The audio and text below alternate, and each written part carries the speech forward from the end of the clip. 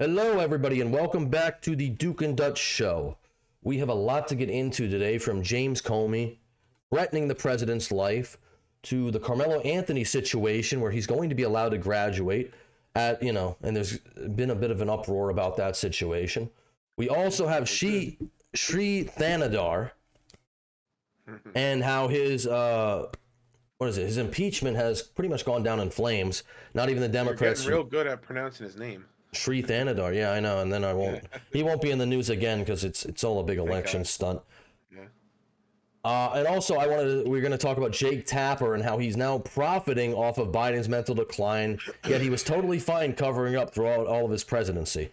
And we're going to get way later. We're going to get into the Qatar situation where Trump has signed a huge deal and has also accepted a plane, which I don't really know how I feel about it. But before we do that, talk about it. Yeah, before we do that, we'll get into our intros. Duke, how are you doing today? Not bad. It is thunderstorming over here. I'm sure it'll start by you anytime soon, so it's not a pretty day today. I'm really hoping my mic doesn't pick it up. I don't know. We've never recorded. Please don't lose power. I got so much stuff up right now. I'm hoping we don't lose power here. Yeah, I'll take the thunder noise over losing power any day, so hopefully at least you keep power. All right. So we got, like I said, we got 5 topics to get into, so we're going to jump right into it here. All right, let's do it. The biggest thing that came up, and this just came on our radar I would say about 12 hours ago, is James Comey. James Comey is the former FBI director, and James Comey has this weird ability to find messages on the beach in seashells. I'm going to show you another example later, but it says 8647, and obviously Comey says, hey, this is a cool shell formation I found on my walk to the beach, which obviously nobody's buying. This guy's a former FBI director. Obviously, we know what it means. This is from Donald Trump Jr. saying, hey, James Comey's casually calling for my dad to be offed. This is who the Dem media worships. It's demented. I would agree with that.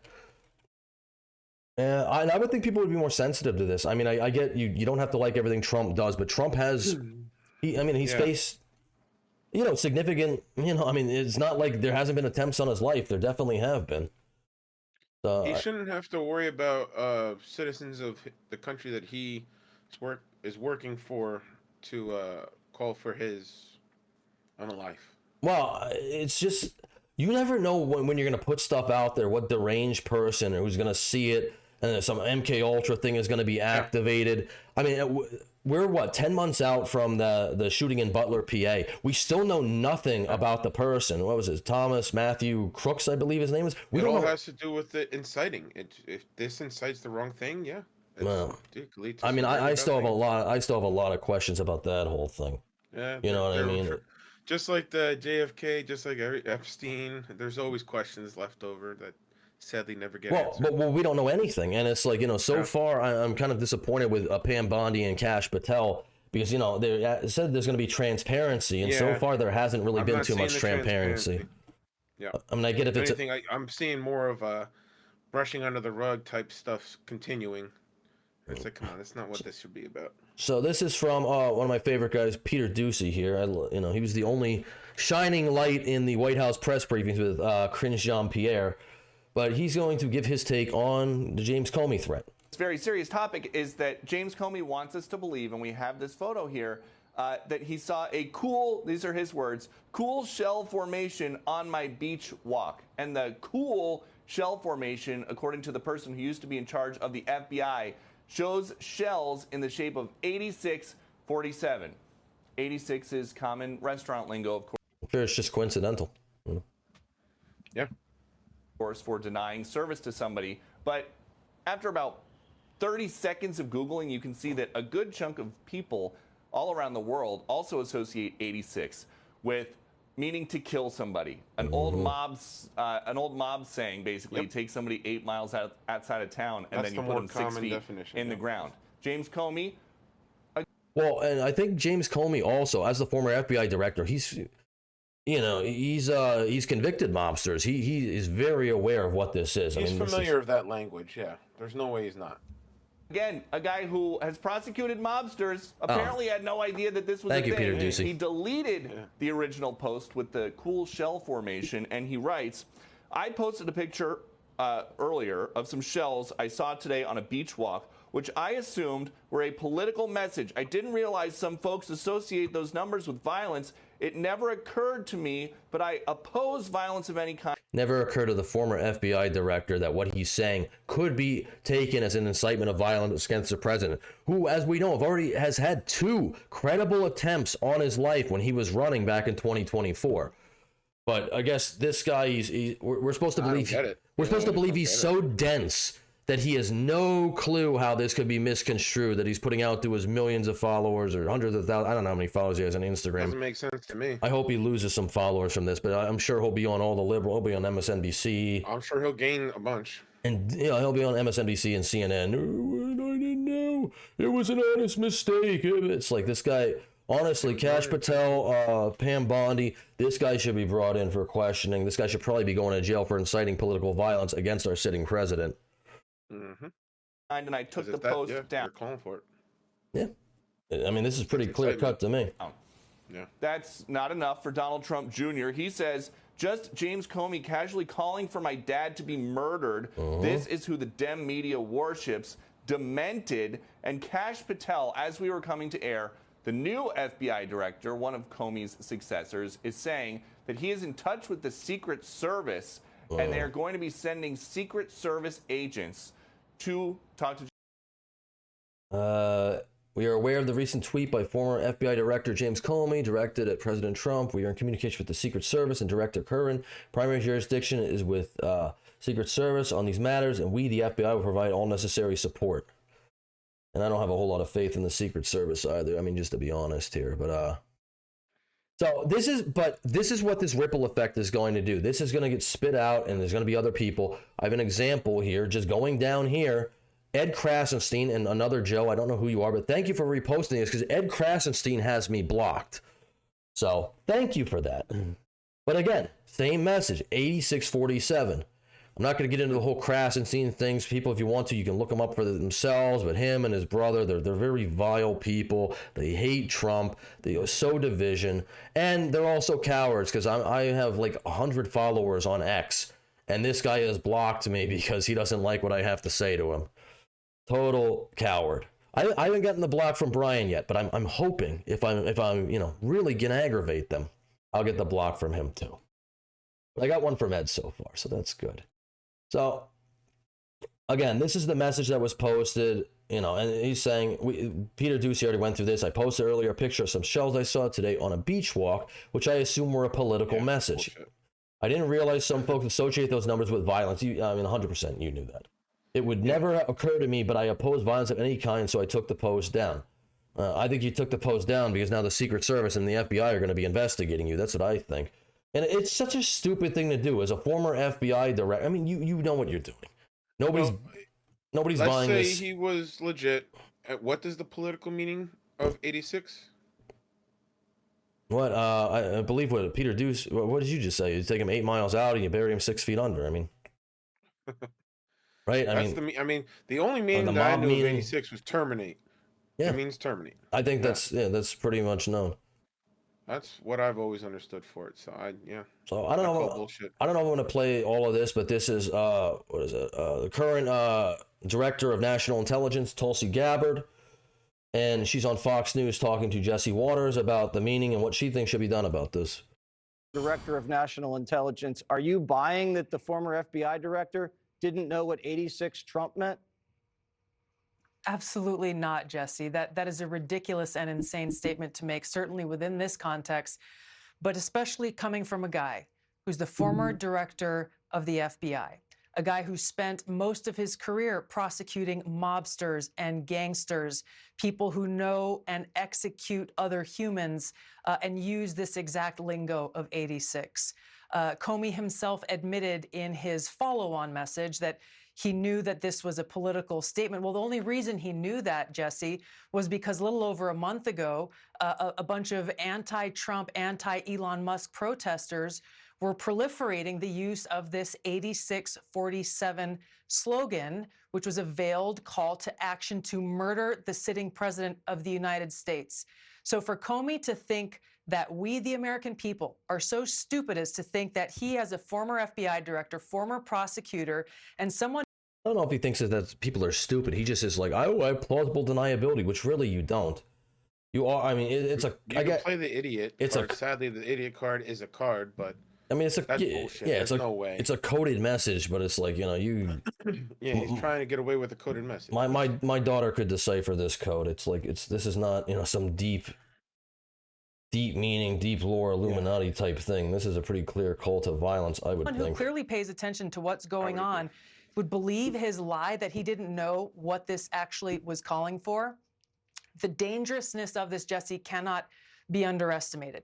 When we have two assassination attempts on the president's life, when we have people who look to guys like Comey, who've been celebrated by MSNBC and the Democrat elite and CNN as the beacon of integrity, the law and order guy, the guy who would tell the truth no matter what the consequences. This is the guy who's issuing a hit on President Trump, the president that the American people voted for. So it's guys like Comey and others who call the president the modern day Nazi, people who are in great positions of influence, who are saying that President Trump poses an existential threat to our country. These are people who hate democracy. Well, that's the other thing too. Even if he wasn't, I mean, if it was just a random person who posted this, even they might get investigated because you are inciting violence against the president. But for him to do it in his position, that's ridiculous. Yeah. Democracy and hate the American people because they cannot stand that the people overwhelmingly chose to elect Donald Trump and send him back to the White House. So they are seeking other means to get their way and to try to remove him from that position. How serious is the administration taking this, and what are the next steps going to be? I would take it very seriously. We're taking this very seriously. As you mentioned, the Department of Homeland Security, and specifically Sean Curran, the current my words. Secret Service director, a man who has been willing to lay down his life as the lead of President Trump's Secret Service detail for years now. He takes this seriously and is leading the investigation into this threat. There has to be accountability for this. There was a Rutgers study that just came out a little over a month ago, Jesse, that asked respondents their view on these calls to assassinate President Trump.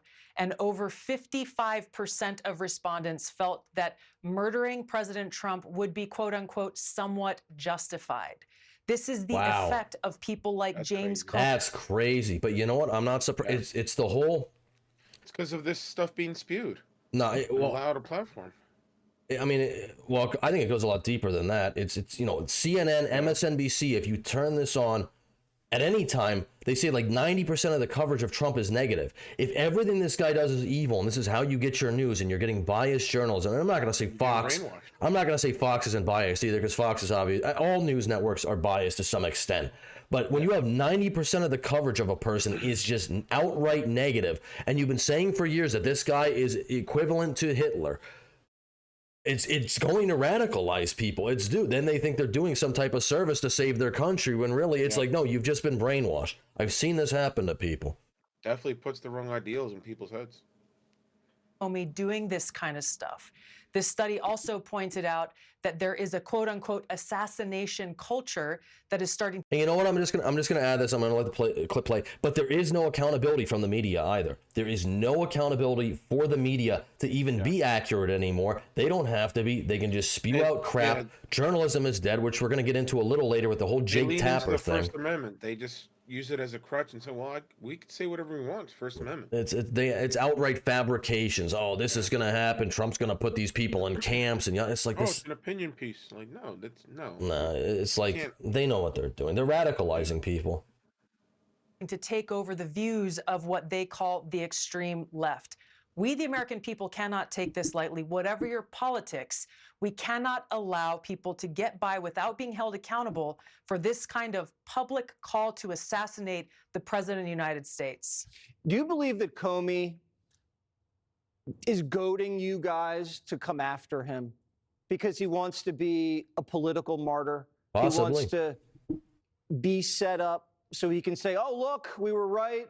Donald Trump is a dictator. They're coming after me. They're arresting me. They're interrogating me.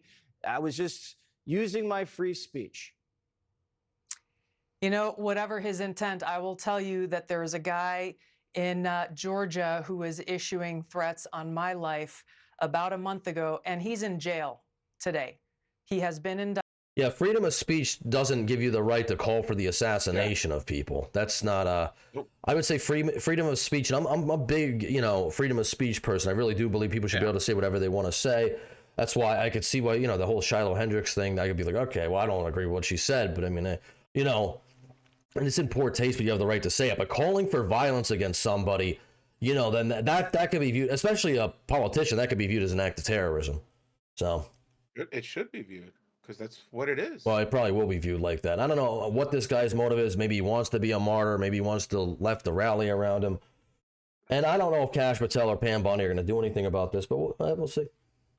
Anyone with a brain will decipher what he has done as kill the president. Yeah. That's clearly what it states.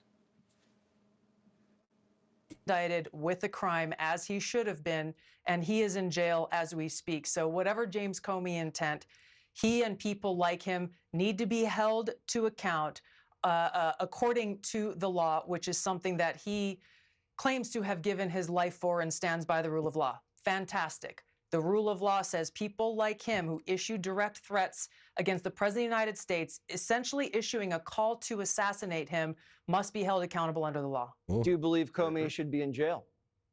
I do. Mm-hmm. Any other person with the position of influence that he has, people who take very seriously what a guy of his stature, his experience, and what the propaganda media has built him up to be, I'm very concerned for the president's life. We've already seen assassination attempts. Look what happened in UK, remember? Remember with the councilman's wife? She posted something similar, incite a violence post, and she's in jail. No, I'm not really familiar. I'm not really familiar with it. We reported on it. Yeah. It was one of our earlier episodes. The UK one. Either way, she's in jail for something she posted on social media. Well, I'd have to look up that specific thing. If but it's an incite to call to unalive somebody, if you're directly inciting violence against somebody, then I believe that's where our stance was for that, and this is basically the exact same thing. Yeah, if you're calling for the end of a person's life, then I would say that's super serious. Concern for his life, he should be in jail. And James Comey, in my view, should be held accountable and put behind bars for this. I agree with Tulsi Gabbard. The left hates Tulsi Gabbard, and she used to be on the left, so they hate her because. If you hadn't noticed the trend, that usually always happens. Somebody that they used to love on the left, now all of a sudden they hate. Well, it's because now she's in Trump's cabinet or whatnot. But they really, they treated her like she was some type of national security risk, and it's like she's a veteran. She served this country. How many times have they turned their back on Bernie Sanders? But now all of a sudden he's the front runner again. Nah, he's not going to run anything. He's too old. Let's go over here real quick. Trump is going to say, because Trump's already responded to these things about James Comey. I don't even know where he is. I think he's still over in the United Arab Emirates or something like that. But he's responded to this. So he knew exactly what that meant. A child knows what that meant. If you're the FBI director and you don't know what that meant assassination. And it says it loud and clear. Now, he wasn't very competent, but he was competent enough to know what that meant. And he did it for a reason, and he was hit so hard. I wonder where they are, because they look... Well, he was just in the meetings in the Middle East. Yeah, I know he's in the... But Brett Bayer's here. I'm like, is Brett Bayer... Maybe Brett Bayer's with him. I don't know. He probably flew out. Oh, interview from Abu Dhabi. I can't read. I'm sorry. I was gonna say. I was like, this definitely looks like it'd be somewhere. That looks like the heart of the Middle East. I don't know. Maybe Brett Bayer's just cruising around with him. I don't know. Abu Dhabi. That's interesting. I'm sure he's reporting on the whole tour. Yeah, might be. Yeah. Still field reporters. he did a good job with Kamala. He kind of smoked her in that interview, really, by just asking a question. It was great. Sorry, because people like me. They like what's happening with our country. Our country's become respected again, and all this. And he's calling for the Sure has. assassination of the president. Obviously, he apologized and said he doesn't. Well, he wasn't calling apologized for because he was violence. But look, he's a very bad. what do you want to look, see happen? he is a- What do you want to see happen? I don't want to take a position on it because that's going to be up to Pam and all of the great people. But I will say this: I think it's a terrible thing, and when you add his history to that, if he had a clean history, he doesn't. He's a dirty cop. He's a dirty cop, and if he had a clean history, I could understand if there was a leniency, but I'm going to let them make that decision. I think Trump is being far too nice about the whole thing, actually. But, you I know, mean, whether he actually goes on statement giving a decision, like that statement itself right there was pretty telling of what he hopes happens without actually officially saying it. well, how many times, I mean, and, you know, if you're in a position of power like this, your life is always going to be threatened by some nut job. That's always a possibility. Nobody who's a public figure is exempt from it. They can escape it. Anybody can have some. I mean, you know, there's streamers on Twitch or whatever. They get random people showing up to their house stalking them. It's like, you know, the world's a crazy place. But okay, that's a random unhinged person. This is the former FBI director. It's a completely different context. Completely. This is not supposed to be somebody who's supposed to be unhinged, and clearly they are. I just want to read this article real quick, and then we're going to go into the special power. I don't know. This guy might be Aquaman or something, and I'll get to that later. Ex-FBI boss James Comey investigated for seashell photos seen as threat to Trump. Former FBI Director James Comey is being investigated by Secret Service after he shared, then deleted a social media post which Republicans alleged was an incitement to violence against President Trump. Comey posted on Instagram a photo of seashells that spelled the number 8647, which he captioned, "Cool shell formation." The number 86 is a slang term. We've gone through that already. Definition: to reject or to get rid of, according to Merriam-Webster Dictionary. Obviously, 47 is an allusion to Trump. Let's see. We are aware of the social media post by the former FBI director, and we take rhetoric like this very seriously. Beyond that, we do not comment on protective intelligent matters. Comey deleted the Instagram post, saying in a follow-up that he assumed the seashells were a political message. Well, I think everybody would assume that, yeah. I didn't realize some folks associate those numbers with violence. That's total crap. He added, it never occurred to me, but I oppose violence of any kind, so I took the post down. Trump survived two assassination attempts last year. Yeah, that should be taken into account too. There are lunatics out there who do want to do harm to President Trump. Just like I'm sure there's lunatics out there, like Tulsi Gabbard said there was somebody who wants to do harm to her. And I'm sure most of these people have some lunatic or two following them around wanting to do harm. But you can't amplify it, especially not from this guy's position or his former position. It's insane.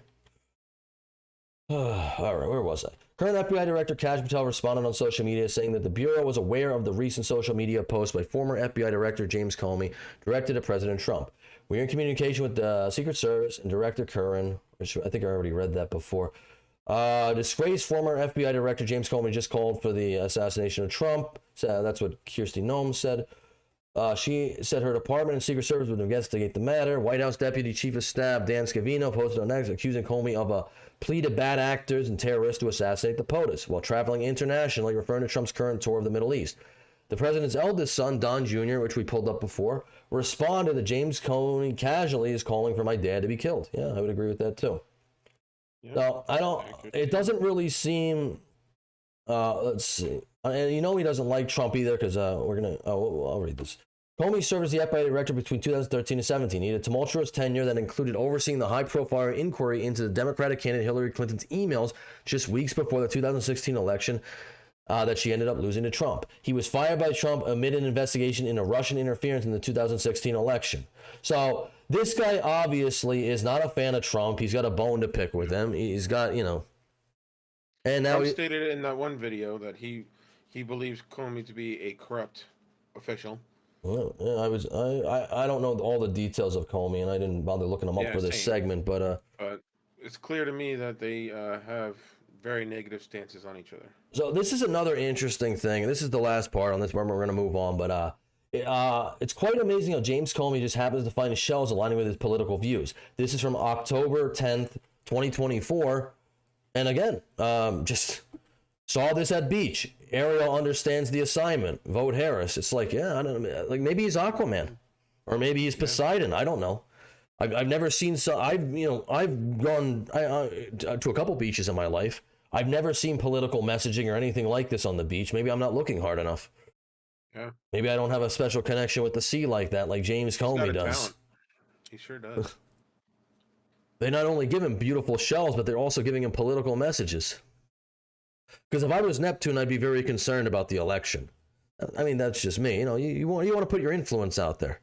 Obviously. I'll never understand the thinking process. You pretty much risk your whole life so that you can just tell people your opinion, even though you know it's not the right thing to do because of your situation.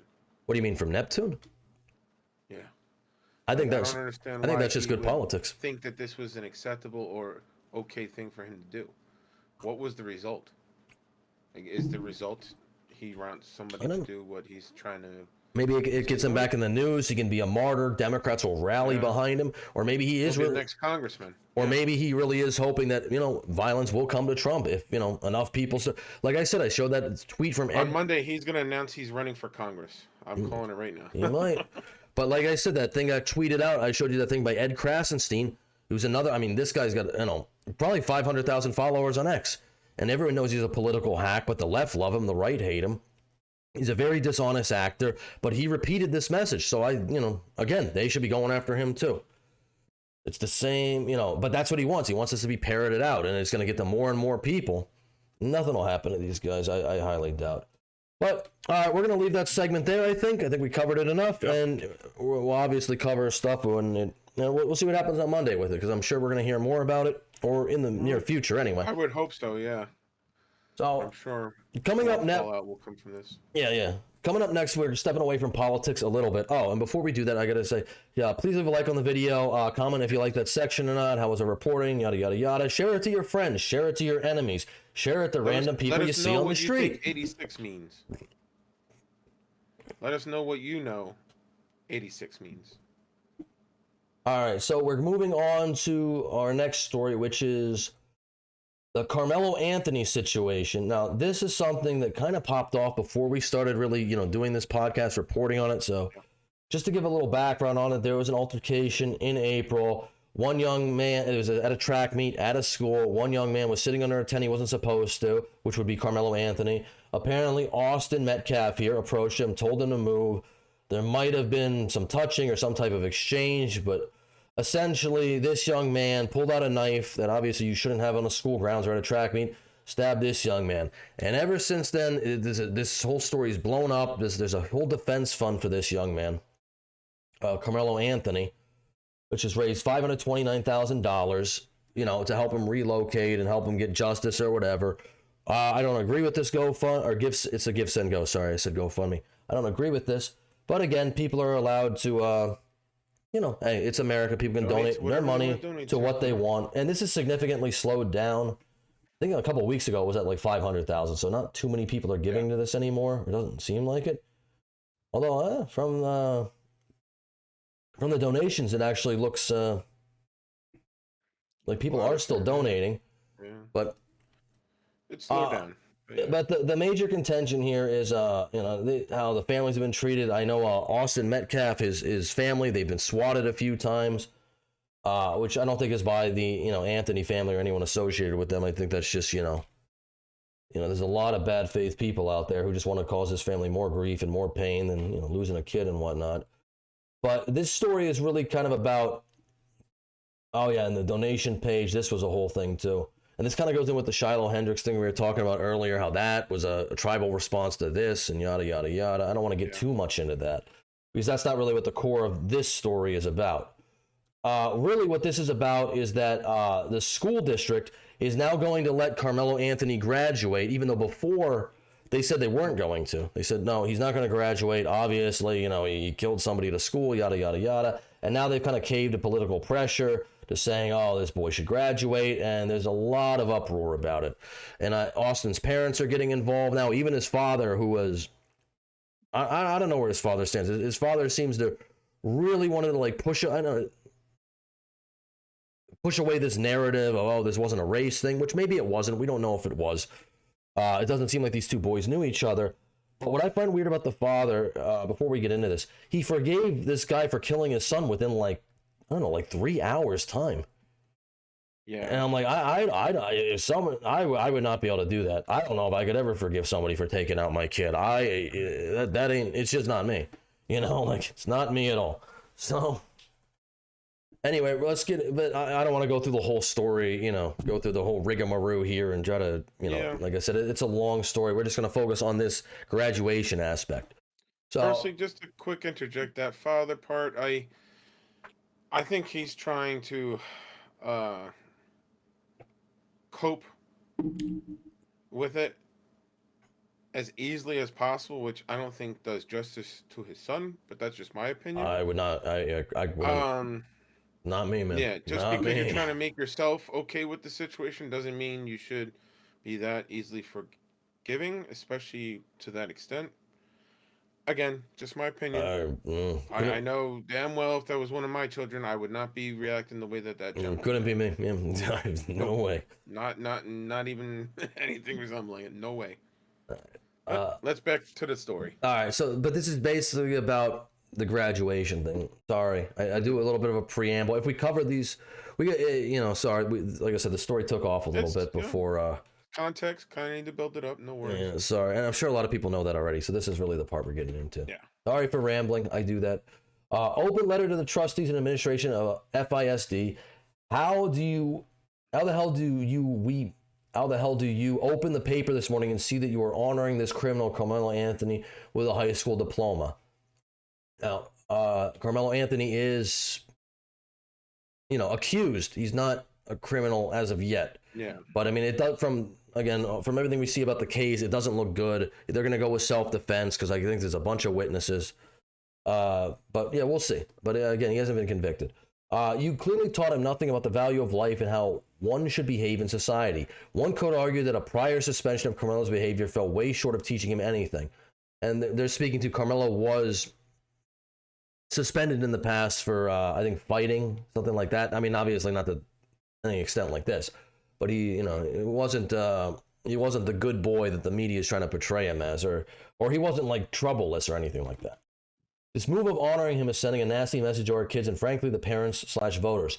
Every one of you should be ashamed of this decision and reverse it immediately. Some will argue his receiving it doesn't matter as he'll never be able to use it. That is not the point. The point is the message it sends to the public. It's pretty clear that the race baiters got to the silly side of your decision-making abilities. Tell NGAN, that's the organization that's representing Karmelo Anthony, which that's a pretty shady organization. It's run by, I forget the name of the guy. Antonio, no, not Antonio. I don't know. I have something from Sarah Fields. She's been going back and forth with him. But yeah, this guy's like accused of like shaking a baby or something. It's like he's been arrested like 10, 12 times himself. So tell NGAN and the Anthony family you are doing what is right by upholding the expulsion and denying the document designation. There's video evidence he committed the crime and he's openly admitted to stabbing and taking the life of Austin Metcalf. You can cure this insanity by withholding the piece of paper that will never matter. Bestowing that same honor on this person simply insults all those other students at Centennial. None of them unalived fellow student. Perhaps they should just walk away from the ceremony. At the very least, they should turn their backs on the trustees attending any ceremony. Sorry, but this level of dumb and disregard for humanity does not deserve my tax dollars. It obviously has my attention. I can only hope that it draws the attention of those who elect fools. Now, caveat here, I do not believe that he will get his diploma. I don't believe he's going to be able to do the graduation walk because, I mean, optically, that would just be terrible. Yeah, no way. But that shouldn't even be a discussion. So here we go. Yeah.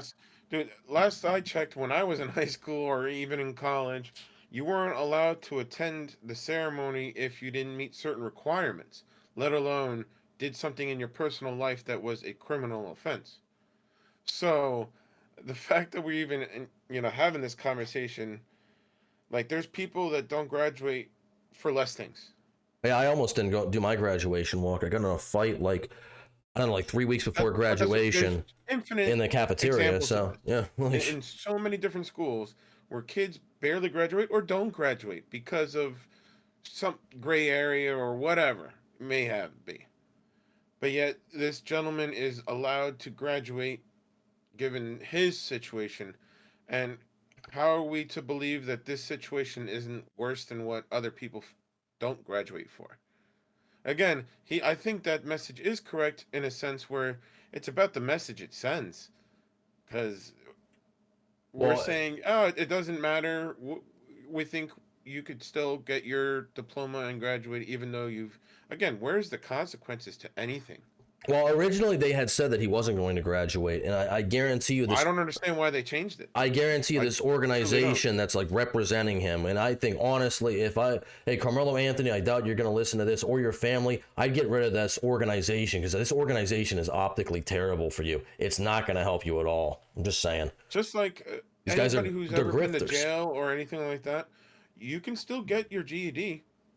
Nothing wrong with that, and that is still acceptable in the work environment. Him being a felon is probably going to be a little hard for him to get a job, especially with a crime that he most likely will be sentenced to. He's going to be going away for, I would think, a long time. But I would think so, but at this point, why? So even more sense, why would they make such a controversial decision like this? I'm sure they were pressured in. I'm sure by that NO organization, I'm sure they received pressure from it. It shouldn't have been allowed. It shouldn't have been allowed. I don't think so either. But Sarah Fields here, and Sarah Fields has had it out with the guy who's like representing them, or he's like, and I don't. Again, this guy, it's optically terrible. I'm not going to get into his whole arrest record, but he has quite a rap sheet. So this guy's no angel either. On April 17th, Megan Metcalf, the mother of Austin Metcalf, emailed Frisco ISD begging them not to allow Karmelo Anthony to graduate. Her email is heartbreaking to read. The Frisco ISD refused to respond. She sent a follow-up email on May 13th, nearly a month later, demanding a response. Megan received the same response that many others, including me, have received when inquiring about a student. Instead of a heartfelt email or any form of empathy for the school where her son was brutally killed, Frisco ISD included a copy and paste of school policy. This response came directly after school elections were held. In response to this heartless behavior, a close friend of the Metcalf sent her own email expressing everyone's thoughts regarding this issue. I'm going to include her statement in the thread. Please help make her statement go viral. Now, Megan Metcalf here, the mother of Austin, and the brother too, his twin brother Dustin, I believe it's Dustin. They have not been as outspoken as the father has, and they're not. I mean, I've only seen one media interview with them this entire time, and they are not nearly as forgiving. And I totally understand them. The father I don't really get so much, but we're gonna get into the father in a second. Hello, this is email from Megan Metcalf.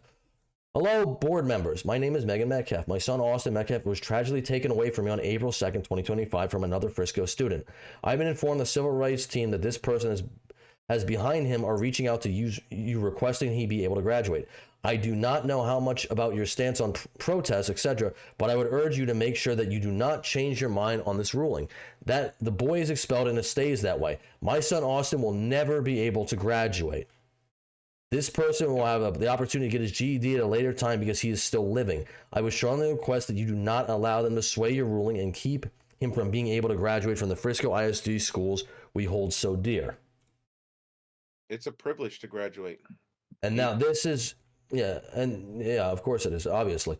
And they don't even have the decency to respond to this grieving mother who lost, she lost her son. And she's right, her son will never be able to take that walk. He will never be able to graduate over some stupid incident where it never should have escalated to this. And these people, I don't know, they're just going to ignore her like she doesn't matter. It's like, so this first email was sent on April 17th. Now this is a long time to wait for a response. May 13th.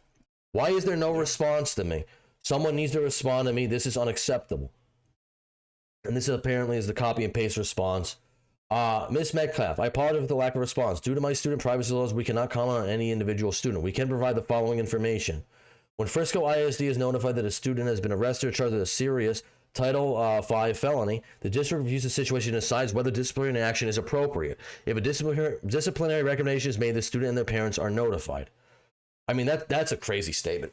It really is. So you're saying that somebody can, at a school function, mind you, at a track meet, can take the life of another student, and you don't think that warrants disciplinary action? I was never at the point of getting expelled, but I got suspended for school from all the time for just cutting class. Yeah. So I don't understand how that's not immediate expulsion. I have no idea. That's such a crazy response.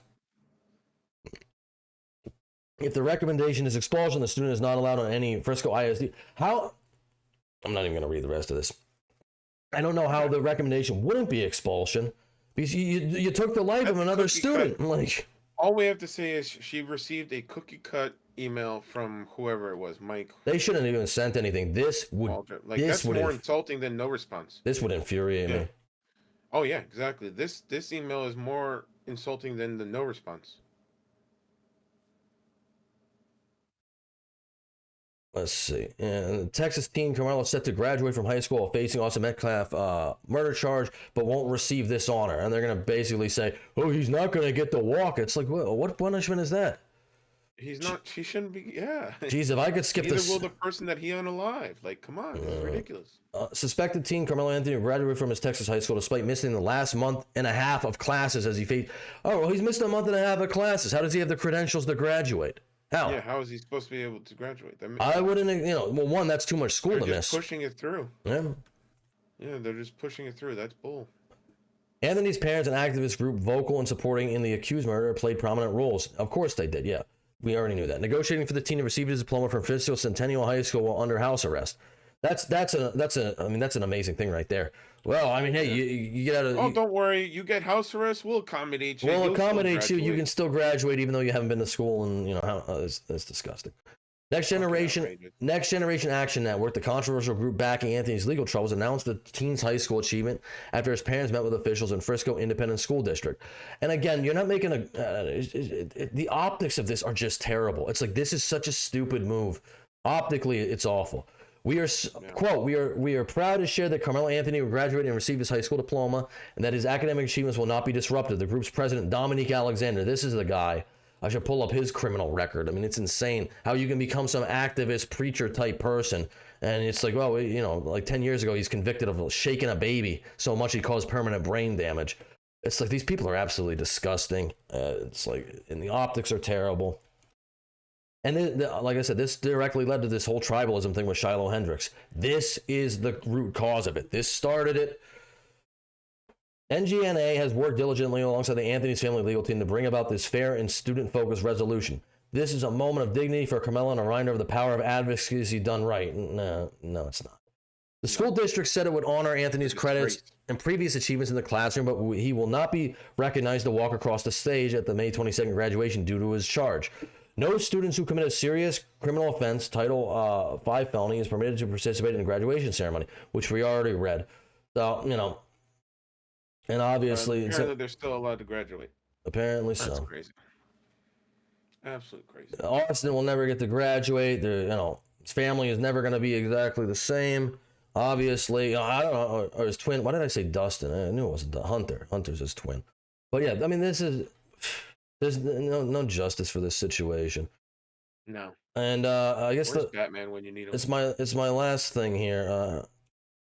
I guess the father, Austin Metcalf's father, seeks answers after learning that Karmelo Anthony may still graduate high school. Now, this guy has been holding his hand out the entire time, wanting, to come together with this murderer's family, and they want peace, they want reconciliation, and they have spit on him every step of the way.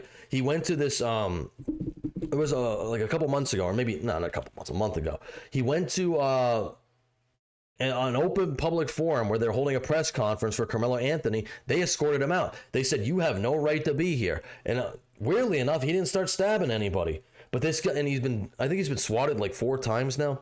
This guy's held out his hand, forgiveness all along the way. And a lot of people have lambasted him for it. I have lambasted him for it. And it's like, now it's like, he's going to break at some point. He's going to break at some point. You have to. Criticism and a father now demanding answers. CBS Texas learned last night that Karmelo Anthony will get his diploma. Anthony is the Frisco High School student accused in the deadly stabbing of Austin Metcalf. Well, Metcalf's father now wants to confront the district superintendent about this decision. Our JD Miles was the only local reporter there. He brings us the story tonight. He says he just wants answers, but when Jeff Metcalf arrived at Frisco ISD's administration building, this is what he got. Hi there, can I help you? Yeah, I'd like to come in and speak to someone, please. I'm sorry, we're not allowed to let anyone in without an appointment. The father of Austin Metcalf wanted to hear directly from Frisco ISD Superintendent Mike Wall. Yeah, these cowards will never see him. This guy has tried so hard. He's forgiven his son's killer almost immediately. He tries to go and like seek some type of thing with the family, some come together type of moment. He's yelled at people who rallied for his son, who went there to have a rally to support his dead kid, and he said, "Get the hell out of here. This is not about race. You people need to leave this alone." He has been jerked around every step of the way. I can only imagine how de-escalate it all. I can only imagine. Yeah, he's trying to de-escalate everything. He's trying to show reconciliation. He's trying to show come together, and he's been screwed every step of the way. He's a much calmer person than I would be, I gotta tell you that. Waldrop, what he heard from media reports on Tuesday. Those reports are that Karmelo Anthony will get his diploma later this month, despite being under house arrest and charged with murdering Metcalf's son, Austin. I've been stonewalled. Said, I understand the protocol. They said I have to make an appointment, which I did. It was 6 weeks ago today when what authorities describe as an altercation between Austin and Karmelo led to one 17-year-old pulling a knife and stabbing the other 17-year-old in the chest at a track meet inside a Frisco ISD stadium. Anthony's parents, who claim their son was just defending himself, asked Frisco ISD to allow him to get his high school diploma. Sources say an agreement was reached that would allow that. Under the best case scenario, again, even if he was defending himself, you can't bring weapons on a school property. Yeah, why did he have a knife?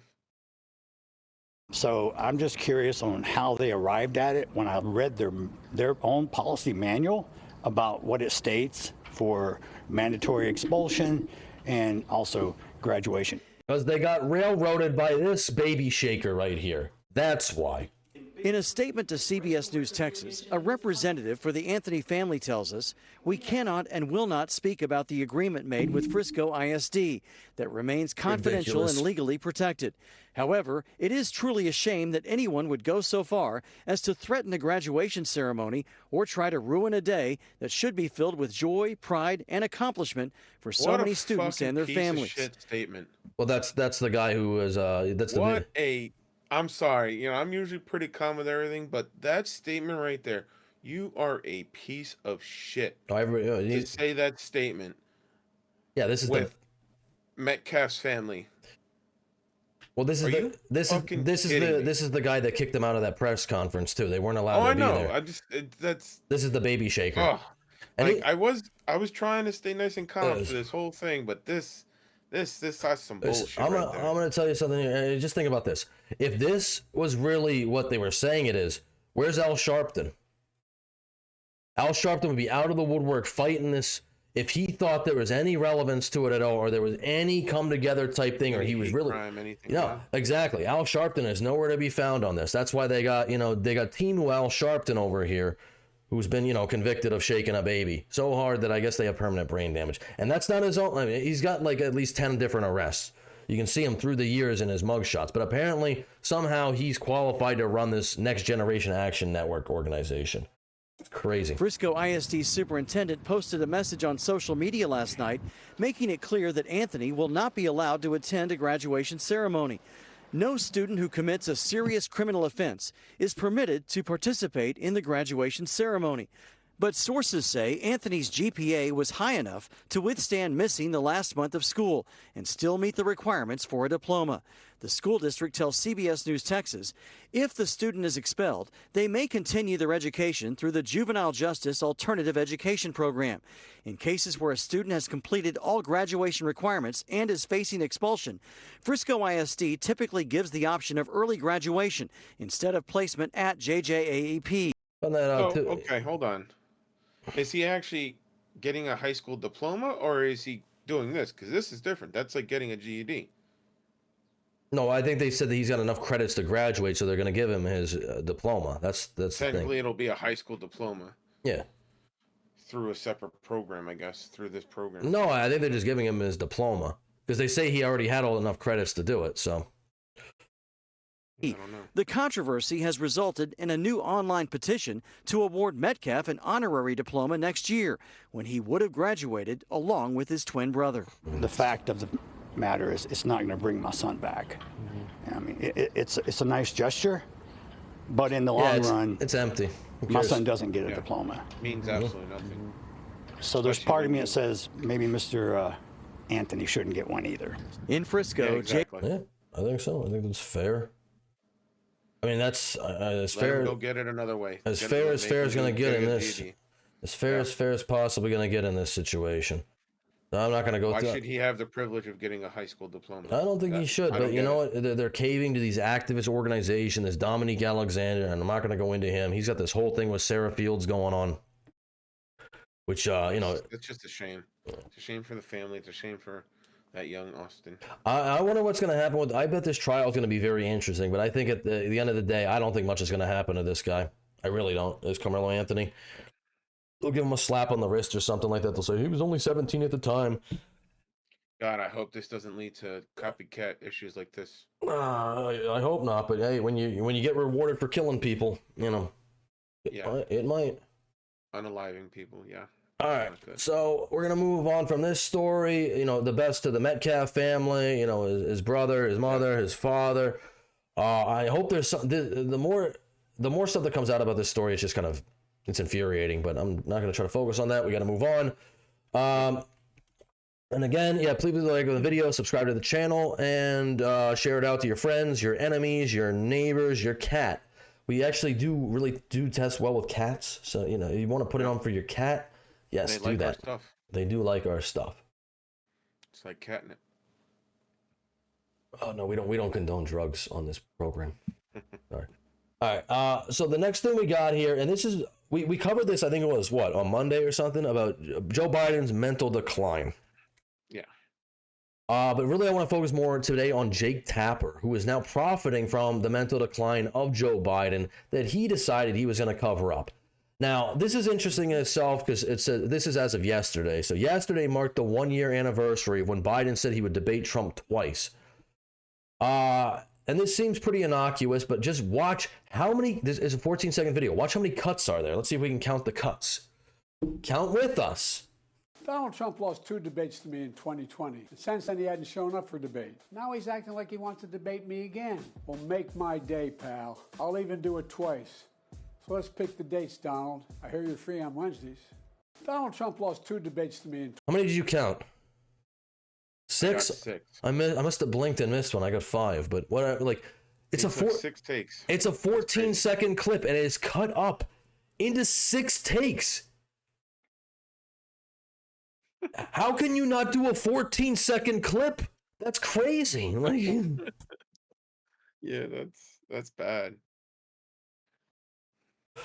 And this was as of a year ago. All right, so I just want to lay that out there because obviously, this is a cheap fake. How is this a cheap fake? Who needs to? You said I only counted 5, but it could have been 6. I don't know. I might have blinked or something. That's a lot. It's still a lot. So now we're going to go into, again, this isn't about Biden. Everybody's known Biden's been mentally declining at least since 2022, 2023, probably before that, but probably was more manageable then. Political hypocrisy or what's the gentleman's name? Jake Tapper. It's about Jake Tapper specifically now profiting off of this story that he himself covered up. It's ridiculous. When it's convenient for him, of course, now it's... Well, now he can make money off of it, so now he's like, no. Well, I really didn't know. I just believe what they told me. It's like, and this... Yeah. No, I didn't notice. Please, nobody buy Jake Tapper's book. Nobody support this guy. This guy covered this up specifically to try to, again, with all the media, they covered it up specifically to influence the election. And we're gonna give a super cut here of all the people covering this up because they didn't know, they couldn't figure it out. Right now, because I'm about to tell you the truth. And F you if you can't handle the truth. He's sharp. He's focused. He's bright. I don't have any concerns, and that's from personal interactions. This version of Biden is the best Biden ever. Not a close second. Alert, sound. I mean, the Republicans are good at distractions. I think you have absolutely no standing to diagnose somebody's cognitive decline. And if the Democrats were honest, they'd admit President Biden's mental capacity is declining. 6 in 10 Americans don't have confidence in Joe Biden's mental capacity. Then you have the liberal media told bad things about me and members of the oversight committee because we have the audacity to investigate. Giving us their drive-by diagnoses of the President of the United States. Congressman, what you are suggesting is that I omit portions of my reasoning and explanation to the Attorney General for political reasons. Democrats get into a frenzy. Do you think people close to President Biden are being honest about his mental state? And these slip-ups kind of happen. I mean, there should be no concern. So I don't really care if he was off for 90 minutes and didn't put on like people wanted him to put on. I saw no more in his declaration that I've seen.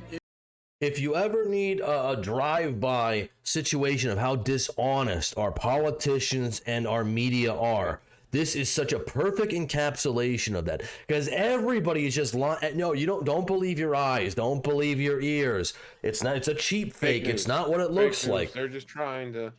They're trying to I wonder if, make you look the other way. I wonder if Cringe Jean-Pierre is going to be in here all the time. It's a cheap fake. It's just a cheap fake. It's like, oh, he can't find his way off a stage. Well, that's just a cheap fake. It's embarrassing. I can't believe anyone would even buy it. It's just, and I can't believe they try to sell it. It's disgusting. Anybody else? Sharper than anyone I've spoken to. This is a very sharp president. Incredibly sharp, incredibly probing. He is sharp. Oh, there we He's go. on top of things. The president has no impairment. Nobody's buying that. No. Nobody's buying what he's selling. And the pipeline of videos that aren't telling the full truth. All this right-wing propaganda that his mental acuity has declined is wrong. The same right-wing influences that are trying to take me down. Corey Bush, they did take you down. Joe Biden's not the one calling the shots. And let's look at President Biden. People see he's not. Nobody suggests he's senile, and that's disrespectful of senior people with any kind of memory disability. We're all aware of how he's doing. The president of Mexico, Sisi, we finally beat Medicare. Sometimes he would say things he didn't want to say. You know what? I don't really care. I'm serious. I really don't know what he said at the end of that sentence. I don't think he knows what he said either. President Biden's decline and its cover-up by the people around him. Cover-up is a very... I mean, if you put this all, together, it looks horrible. And it's like, I don't know why anyone would tune in to watch, okay, let's say just Jen Psaki. Why should anyone tune in to watch Jen Psaki? You blatantly lied to people to try to influence an election, and you're like, oh, well, I was wrong on that, but who is trusting you? Who is trusting the media anymore? Yeah.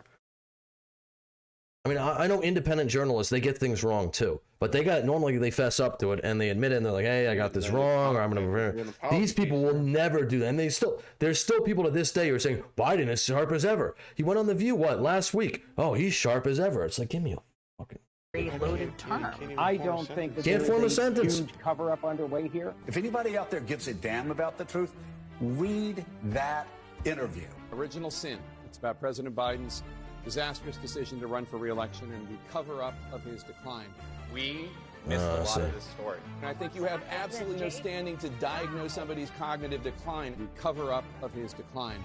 We missed a lot of this story. If it weren't the truth, I wouldn't say it. And they say I'm in good shape. Okay? Crazy. But yeah, this isn't about the corrupt media. This is more about Jake Tapper. But before we get into this, here's Mr. Biden, President Biden, number 46, totally, just in sync with everybody in.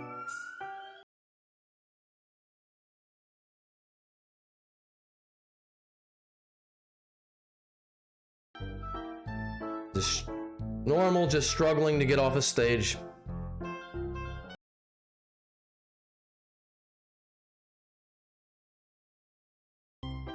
Well, he's never on stage, so he's Politicians are very rarely on stage. That is true. They're normally not used to speaking to crowds. They're never in front of anybody. Yeah.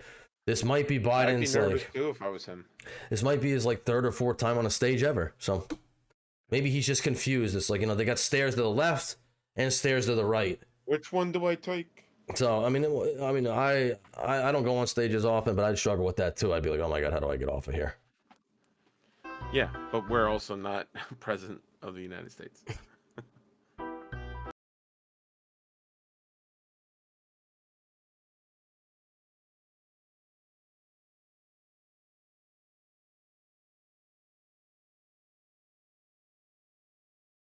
Fakes. It's all cheap fakes.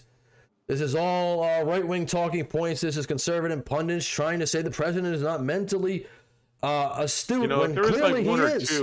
Clearly he is. There was one or two. Maybe you could have some type of defense, but Yeah, there's a lot. And we're like halfway through the video. Oh, there's... Well, he's not even talking in. He's not talking.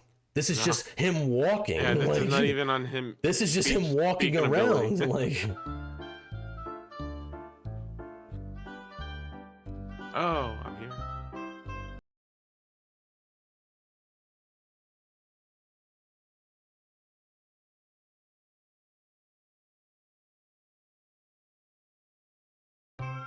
Come on, Grandpa. Time to go in the nursing home. Looks like they almost hit him with the door there. Didn't they? Oh, I gotta go back a little further. It looks like he almost got hit.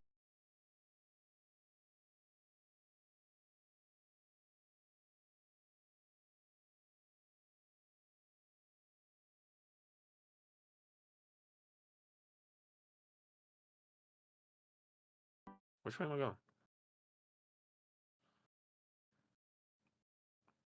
Yeah, so now the mainstream media would tell you that that is not real, and I would say that's true. That's Republican pundits trying to undermine President Biden. It's all cheap fakes. None of that is real. Actually, it's probably a little worse with the music put in all honesty. But, you know, you get the point. You get the point.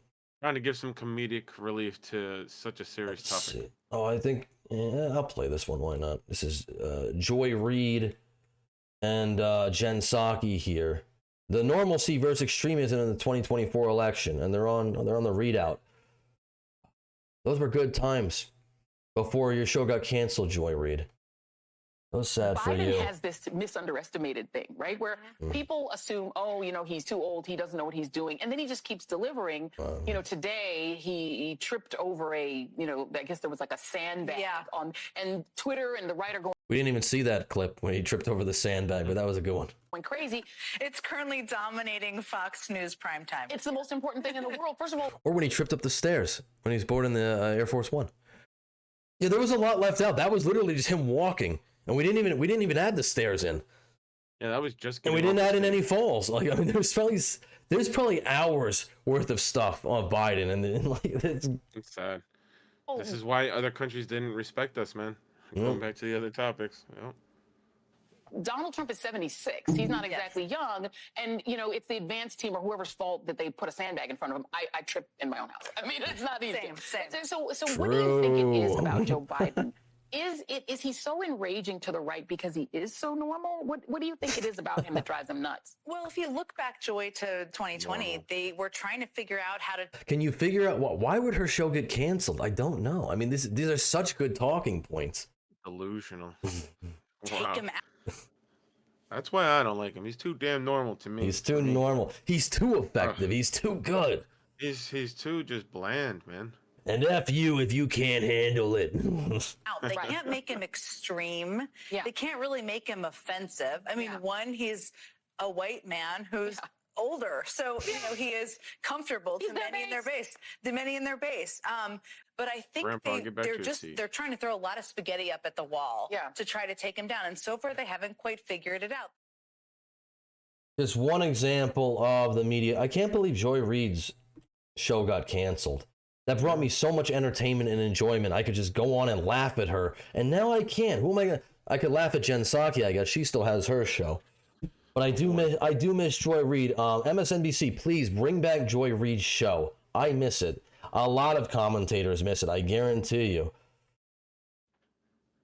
So, this is really the meat of the story, because this is Jake Tapper here. Jake Tapper is the one writing this book where he's now going to profit off of Biden's mental decline. But here's him lambasting Laura Trump when she brought this up, because him as a journalist, he could not possibly figure out if there was any mental decline. And we'll listen to whether he speaks to Laura Trump. This is actually sickening for him to then turn around and now he's profiting off this. How do you think it makes little kids with stutters feel when they see you make a comment like that? Also, Biden has never had a stutter. There is no evidence of that ever happening. I played that Monday or Friday. He never had a stutter. This is just made up. I don't know when they made up a stutter, but like, I don't see any stutters in his older stuff. Where is this stutter? Oh, they're trying to blame his issues with his speech nowadays to a stutter that never existed. That's all it is. I mean, maybe it did, but I never noticed it. No. But whatever he's suffering not in from, a single speech he ever did in his younger years did he have a stutter. It doesn't just randomly show up and get so prominent. Yeah, it was. Oh well, he hit 75. He hit 80. Now that stutter's gonna be there. Like no.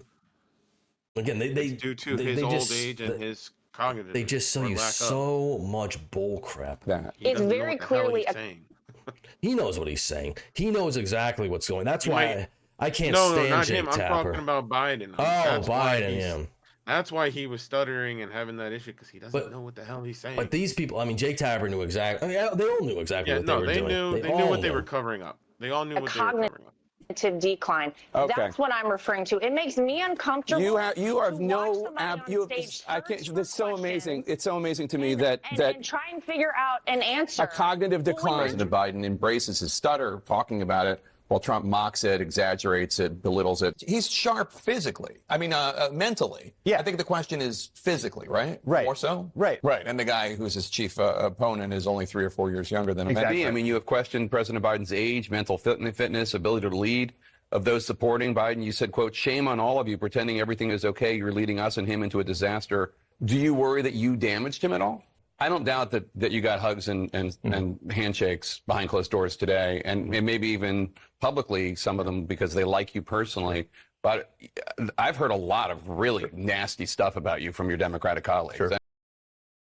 Yeah, a lot of nasty stuff from his Democratic colleagues because he had the audacity to maybe say, hey, Biden's mental acuity, maybe it's not what it should be. What a piece of garbage. How dare you question the president? I mean, He just doesn't like have faith in the president. Oh no, because they have so much faith in their current. I mean, they badmouth Trump 24/7. They have no faith in him at all. They literally are calling for his assassination. I mean, they bring up Trump's mental acuity all the time. They constantly talk about, oh, Trump's not fit, yada yada yada. But it's like, but you guys are the experts because you missed the whole Biden thing somehow. So come on. what is he thinking, exercise in narcissism. I mean, false claims to the Wall Street Journal about President Biden's mental fitness and acuity. He's 81, and his memory, you know, it doesn't seem great. It's not horrible, but I don't understand the outrage. Quote, behind closed doors, Biden shows signs of slipping, unquote. The Wall Street Journal is owned by News Corp, which is run by the Murdochs. Beyond the headline, there is some critical nuance here. The article is mostly based on observations of Republicans, with former Speaker Kevin McCarthy the only one going on the record. They do note in the article that most of the criticism comes from Republicans. Have you heard any concerns from anyone who has met with President Biden about him seeming a little slower? No. The Russians are trying to make us and the public not trust our election integrity. Joe Biden has dementia and all this stuff. Do I have a broom up here somewhere? Again, all this sweeping. There's so much sweeping going on. I need my broom. Where is it? And then a book I comes need to out. clean up. Yeah, Tell where is my broom? Everything that I've been lying about for the last 10 years, all in this one book. Everything that I refuse to admit for the last 10 years, all in this one book. Well, that's what we're going to get to right now. But yeah, I wish I had my broom up here so I could help Jake Tapper sweep.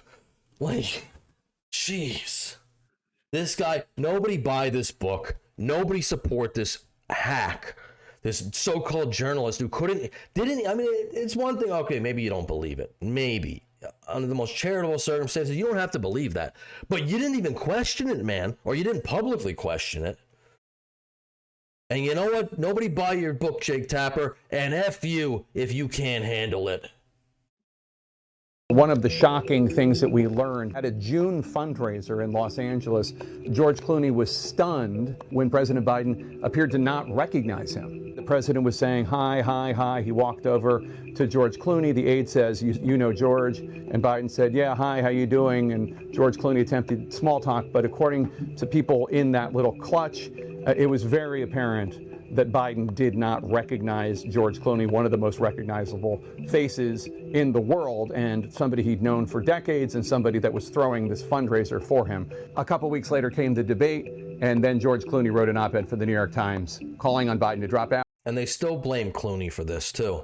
And it wasn't Clooney's doing. They wanted to get him out of there. They wanted Biden gone so they could anoint somebody else. And now they anointed Kamala, but he couldn't run. He got slaughtered in the debate. Everybody saw this cognitive decline. But I mean, look at what Trump does. Trump is on the news every single day talking about stuff. Every time he signs something, he wants to get in front of the cameras and talk. Where was Biden? We have no idea where this guy is. What was he doing? Who was running the White House? But Jake Tapper, any of these things? Jake Tapper should profit off of this. Out saying that I hate the media. The Joe Biden that everyone saw at the debate was the same Joe Biden he had seen in private. I asked Clooney about this not long ago when I was doing a piece on his Broadway show, Good Night and Good Luck. It was a civic duty. Are people still mad at you for that? Some people, sure. It's okay. Biden's inability to recognize George Clooney was one of the dominoes that set into motion the end of the Biden candidacy and, to be frank, the beginning of the Trump presidency. Yeah, well, let's be honest here. If we're really going to be honest, Jake Tapper, Clooney, somebody told Clooney, probably Obama, because Obama and Clooney are very good friends. Obama told him to get rid of Biden because Biden was a loser. Biden could not win. And you know what? You know whose fault it really is? It's the media's fault. If you didn't cover for this guy's mental decline until the debate happened, you could have you could have had a primary. You could have platformed somebody else. You didn't have to get stuck with Kamala Harris. Time and someone else, yeah. But no, you wanted to do all the sweeping. You wanted to sweep. Yeah. It's, Jake Tapper, you were as much to blame, and I thank you for it because I voted for Trump, but you were as much to blame as anybody else, everybody in the media. You were the reason that Trump is in the White House because you lied relentlessly to the American people. You took everybody for suckers, and people are sick of it. Yep. They're sick of this elitist bull crap. They're sick of being taken all for fools. Views, all for subscribers, all for that. Well, it's just they want to protect Biden, and it's like, I get to some extent. Okay. And now they jump off the sinking ship and they try and make money off of his decline. Well, that's the worst part too. That Jake Tapper can turn around and be like, "Well, I just wasn't really that aware." I don't know how you call yourself a journalist, then, man. I don't call myself a journalist. I could see it. Yeah. Oh, I didn't want to jump to conclusions. There is no jumping to conclusions. There is so much. Let's keep the ball. So rolling. much evidence. So he has his book coming out, right? Yeah, he's got a book coming out about how nobody could figure out the decline. Yeah. So that's pretty much it on that. Nobody buy Jake Tapper's book. I spit on you, Jake Tapper. It's nonsense. He's telling us all. He's just confirming what we all knew for years anyway. Yeah. What is the? I think we're moving on to Shri Thanedar. Yeah. Let's talk about next. And how his impeachment. I think pretty much all we got is politics right now. This wasn't so much. This is his politics. Shri Thanedar. How people are very, very angry with this guy, and pretty much about how everything kind of. I'll just let the clip play. I'm actually gonna excuse myself to hit the head real fast, but I'll let the clip play. I've already seen it, so I'll be right back. Give me 1 minute. It's impeaching Donald J. Trump. You want to impeach Trump again, and why is that? Is third time's the charm? Well, look, he has done unconstitutional activities, broken the law. Give me a list. Well, look, he has deported people that without due process. You mean Obregon Garcia? Yes, he has. He did get his process, though. He got adjudicated to be deported. Yeah, well, look, the Supreme Court asked him in a 9-0 decision to facilitate bringing Mr. Garcia back. Okay. And he refused to do that. What if we brought Garcia to Guantanamo? Would that satisfy you? Well, look, so he defied Supreme Court orders. Is this a fundraising stunt? Your campaign owes you $11 million. Why not just forgive the loan? Are you not worth the money? I always forgive the loan. That's what happened when I ran for governor, and not a penny of my loan was paid by the campaign, and I forgave it. And that's what it will end up happening. It will end up happening. Yeah, because it's still on the books, though. Yeah, it looks. Yeah. A little trivia. Where is the Hitsville Museum? Which museum? Hitsville. I don't know. What are the 5 Grosse Points cities? Well, look, I'm not here to answer a quiz. I'm here to say that I'm going to fight. What did I miss so far? Not much, but basically, Mr. Thanedar, proved that he doesn't know anything about his district. He's asking him all the questions. I'm not gonna take a quiz.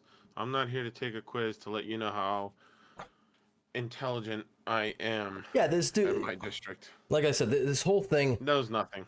Which we said last time, I believe, it's all a political stunt. I have no idea who this guy is. Nobody would know who he is if it wasn't for this. Relevant. That's all and it he's was. running for re-election. Talk about him. Yeah, he's running for re-election. So for the people, this will bolster his resume. He's hoping for my and Grosse Pointe. One of the very negative all of the parts Grosse of Pointes politics and all is of the political self-advertisement by bullshit news. I mean, they have to do it. What was it? Representative Al Green, I think. He did the same thing. Like I said, many people utilize this tactic. They want to get their name. As long as you know their name, like there's a better chance of you voting for them. I don't live in Michigan, so you wouldn't get my vote though. But you know, Michigan's a pretty blue place. But apparently, the Dems are not happy with him, so this might backfire. Good luck. We'll find out how your campaign's going, I guess, later on. But yeah, I knew your. Well, we're gonna get into that then, but it was nothing. It doesn't Everyone knew. Doesn't look great right now. So everyone knew there was no legs to his impeachment. So that's all the real pressing. Even the Democrats. So yeah. Every part of the 13th district. Let me just do this real quick. Grosse Pointe Park, Grosse Pointe Woods, Grosse Pointe Farms, and Grosse Pointe Shores. Okay. Right. You know, on your campaign filings, it says occupation. Yours says United States government. Aren't you employed by the people of the United States? Yeah, I am. Okay, you fix that one. Okay, and finally, you're getting nailed with this one. The beagles. You abandoned the beagles, left them to die in their cages at your pharmaceutical testing. See, look, I love animals. That is a pretty bad accusation against us. That's going to be worse than this whole impeachment thing. Is that It's like everything else. I'm sure he didn't know that beagles were being used. I'm sure he wasn't aware. Well, of it was his company, and when it shut down, I know. Yeah. Well, yeah, you know, it's denying the fact. I remember. You got to deny this because this is terrible looking. My family loves animals. We have raised a beagle, a Shiva. Those are all. Oh, so you are familiar with beagles? You know, attacks, political attacks on me. I love animals. Is there an explanation real quick? I have been awarded by the Humane Society. They've given me 2 awards as the best legislator in protecting animal rights. So my record is good.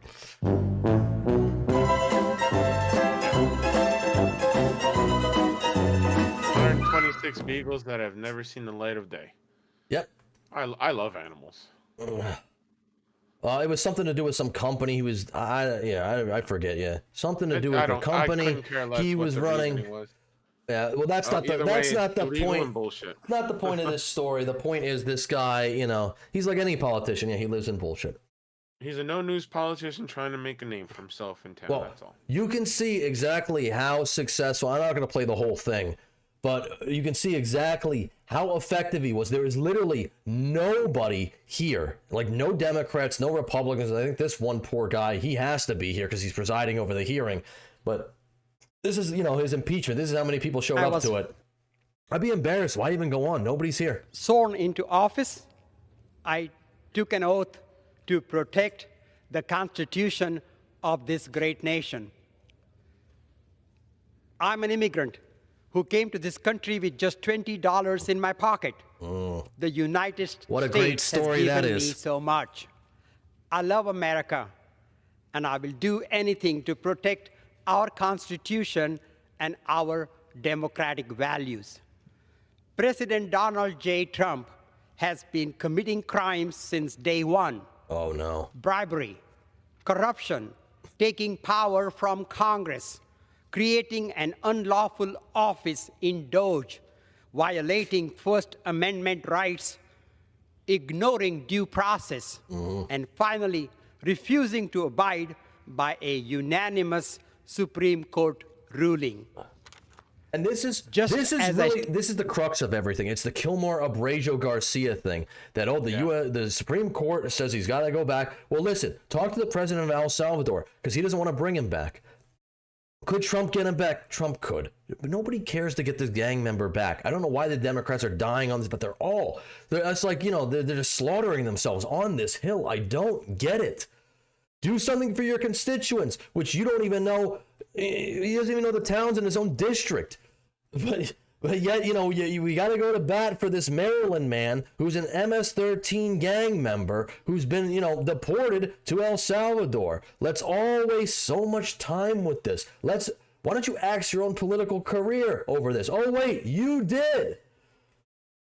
Stand here in the House of Representatives. Mr. Trump is traveling to Middle East to accept a gift worth of $400 million from a foreign government. And we are going to get into that in a little bit. Yeah. Of course, I have everyone spoken wants to with throw everything out of context, but yeah, no.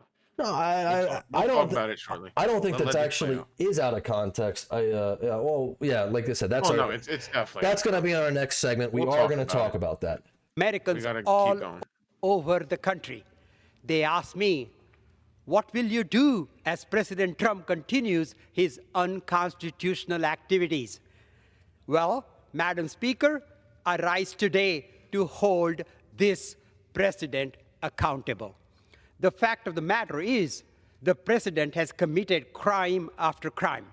I'm not concerned about whether this is the right time or if there are enough votes from my colleagues across the aisle.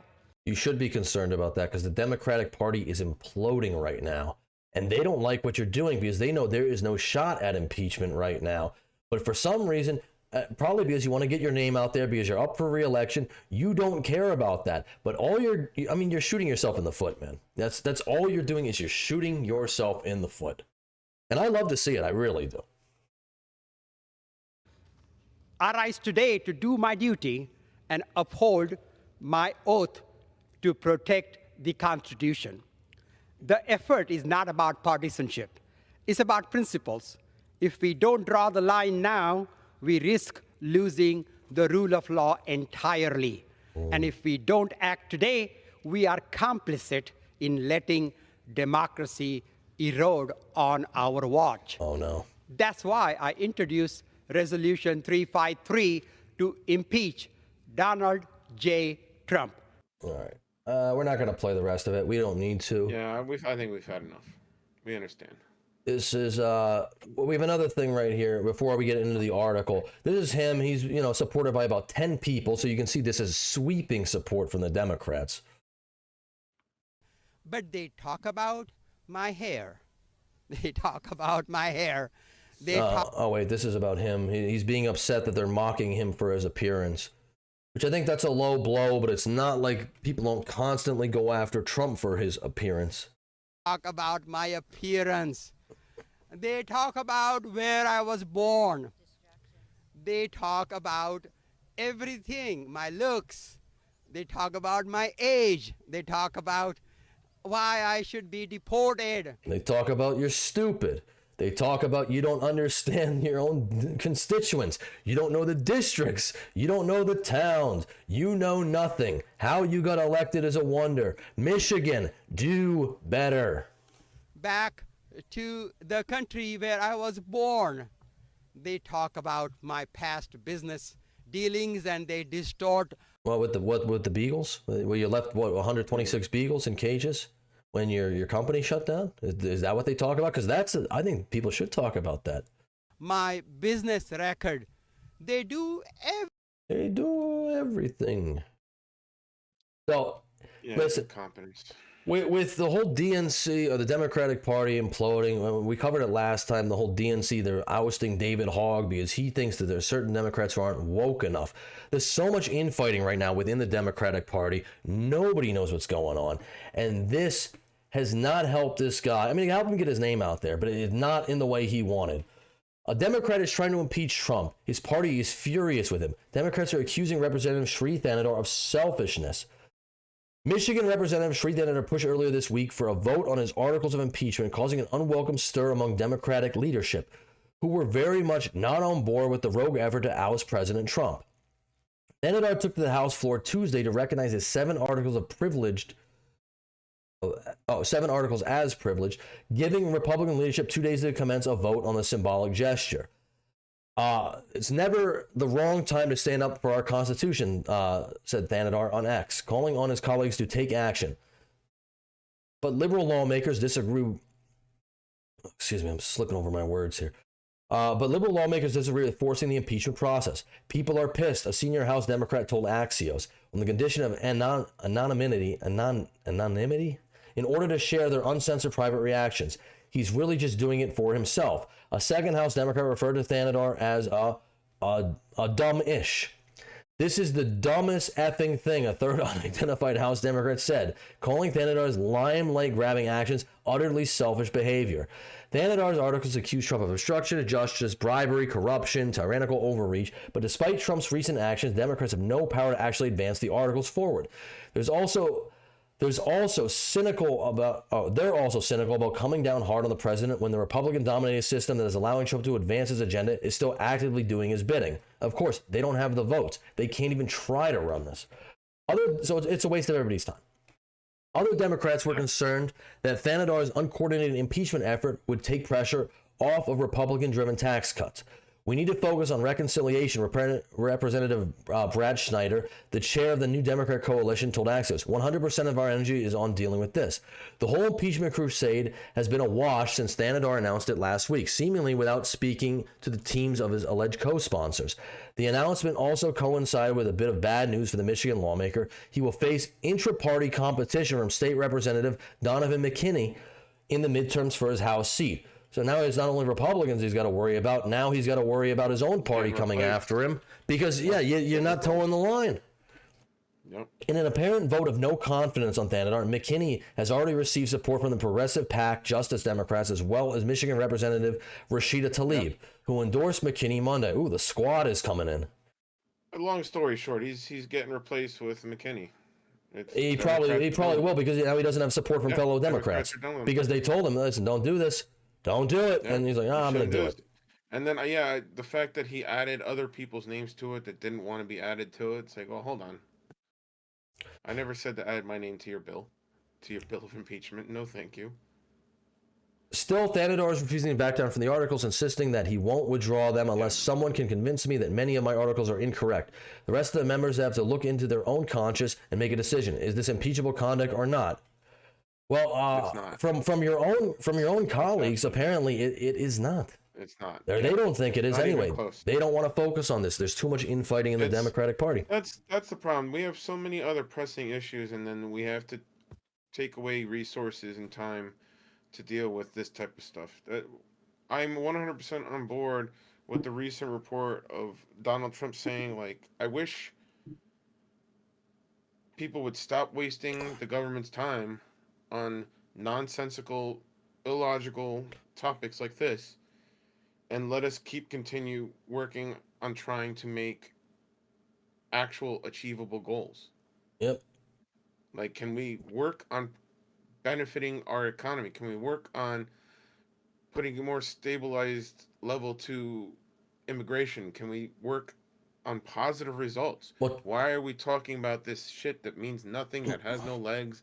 Like, why are we wasting our efforts on this? Well, Trump's doing all those things. The problem is the Democrats. He's pissed off that nobody else is on the same page. Well, the House doesn't, or the Democrats in the House, they don't have the numbers. The Senate, they don't have the numbers.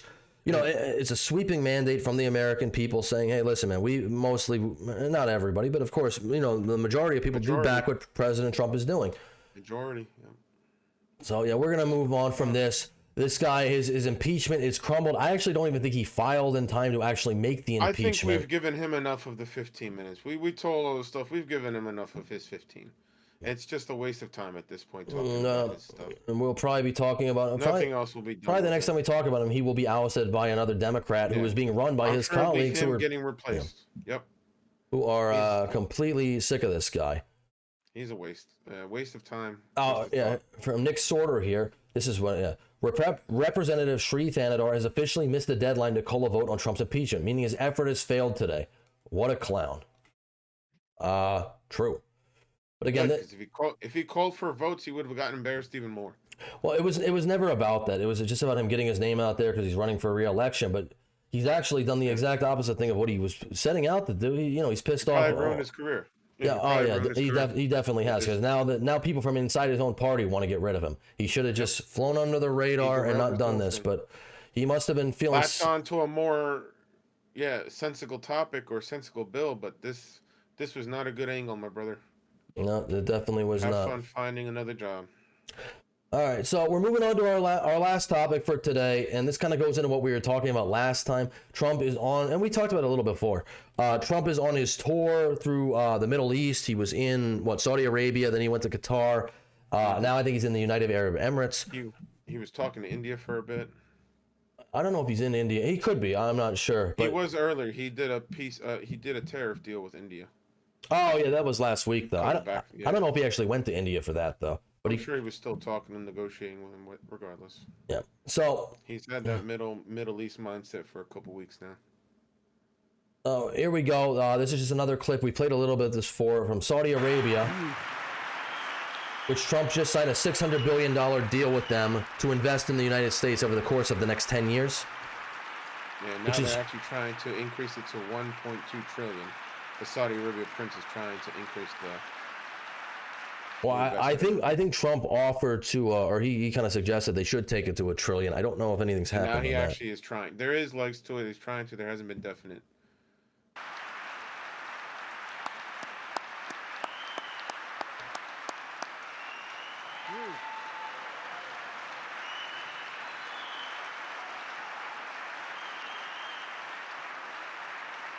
Saudis love Trump, that's for sure. And yeah, $600 billion as of so far. This is, and then he was flying into Qatar, I believe.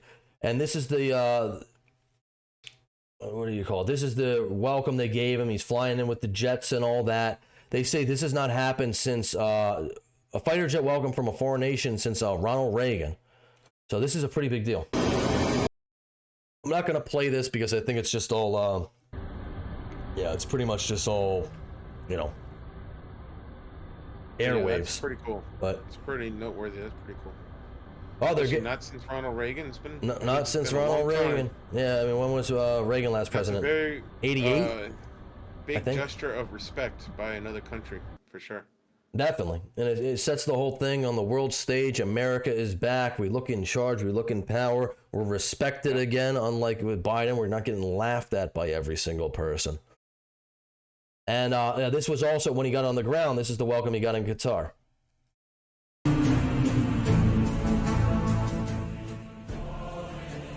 I don't know if I can play this music or not. It might be copyrighted, but yeah, better not chance it.